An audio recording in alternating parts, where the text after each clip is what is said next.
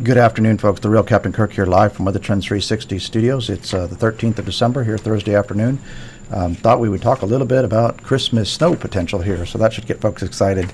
Honored here. This kudos to Team WT360. Last week won Business of the Year for the Lehigh Valley here in eastern Pennsylvania, so it makes award number 17. So again, hats off to the team here at Weather Trends for again continue just nice to have that third-party recognition, and what you're doing is right.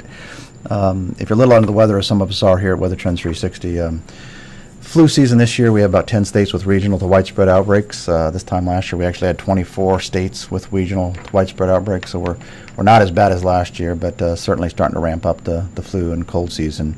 So stay healthy out there. Again, this season hopefully is not as bad as last year. Was pretty epic. The whole country was widespread by the time we got to early January. This year, hopefully a little slower start to the season. Looking at snow cover here this morning, about 34.2% of us still have snow. You can see the remnants of that big snowstorm that went through the Carolinas here a few days back. Average is about 33% of the country, so we're just a tad above average for snow cover here today. North America snow cover, however, is off the charts. For Canada, North America as a whole, we're the most in 33 years, fourth most on record. So a lot of snow out there. That just means a lot of cold sources, so that's a sign of things for this really cold, fifth coldest, snowiest winter in 5 years.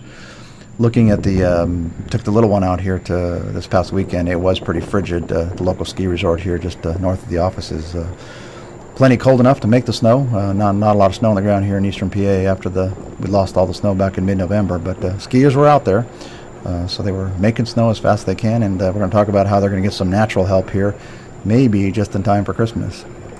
If we look at the modeled 2-week outlook, now again, take this with a grain of salt. Not a lot this week. Got a little system going through the northeast today.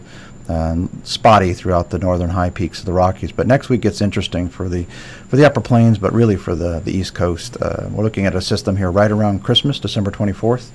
Just about every model has it out there. They've been hinting at it now for 4 or 5 days, so it's been on the radar here for a system and a pretty good consensus.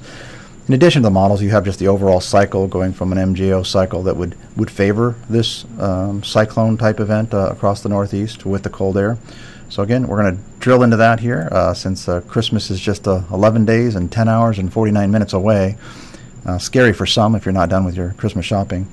Let's break down again. This is just one model interpretation, but basically on the Sunday the 23rd, we have a system, the typical, where it comes out of the Great Lakes.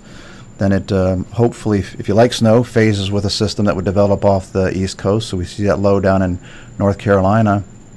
By Christmas Eve, the two should merge and then race up the east coast as a typical, nor'easter type coastal storm. Don't get hung up on this rain-snow line, because that's certainly subject to debate, this far out. But the overall cycle, again, is very conducive to there's almost certainty that there will be a storm event. And if you're in the Philly to Boston corridor, you certainly have a risk for snow. So timing's good here that it's Christmas Eve. That should certainly get people's spirits up. I know a lot of our 125,000 some fans and 60,000 fans on Facebook like snow, especially around the holidays, Christmas. So hopefully this has your spirits picked up. Then Christmas Day, just frigid, pretty cold morning. Everybody's pretty chilly here in the eastern part of the country. The west is actually pretty hot if we look at the specific temperatures.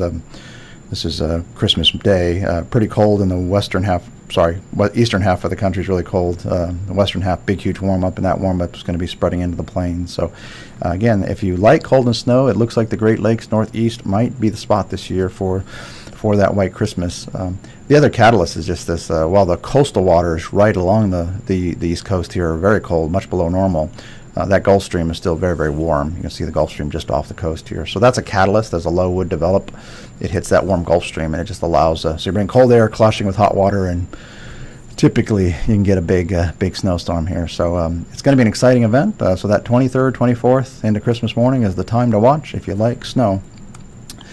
Finally, in this season of giving here, obviously, I always say it's better to give than receive.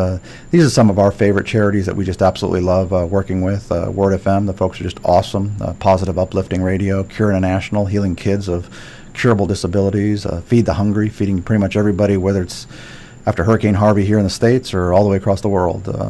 Nation of Coaches, again, just a great organization. And then of course, the Salvation Army, Samaritan's Purse, and we even like our Bethlehem Christian School here, right here in Bethlehem, Pennsylvania. So this is the season of giving, and if you're here in the eastern PA, is a good chunk of our 80 80% of our fans, I think, are in the New York, New Jersey, Pennsylvania area. Please consider these charities.